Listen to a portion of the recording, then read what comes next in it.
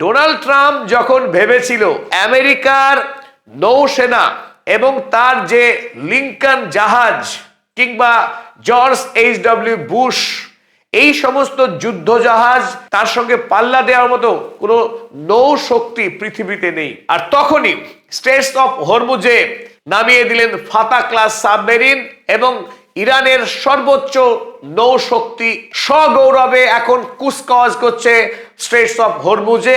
আর এতে মার্কিন সেনারা থরহরিকম্প, তারা থরথর করে কাঁপতে শুরু করেছে এবং আমেরিকা সরকারকে তারা হাতে পায়ে ধরছে যাতে করে এই মুহূর্তে ইরানের সঙ্গে যেন কোনো রকম সামরিক সংঘাতে না যায় মার্কিন সরকার।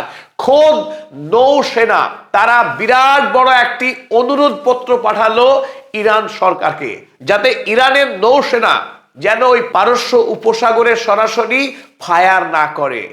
যদি ফায়ার করে তাহলে মার্কিন নৌসেনার পক্ষে এই আরব সাগরে টিকে থাকা অসম্ভব হয়ে উঠবে।